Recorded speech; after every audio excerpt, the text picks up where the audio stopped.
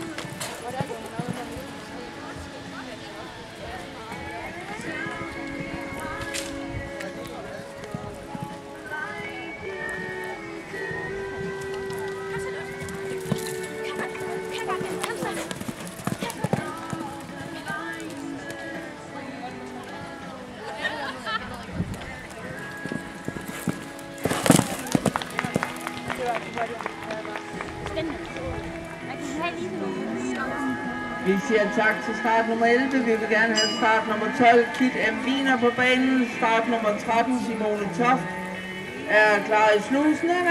Nathalie Ekholtitz er klar på opvarmningen. Følgende forrige rytter red med 0 fejl i tiden 56,3. Det var 56,3.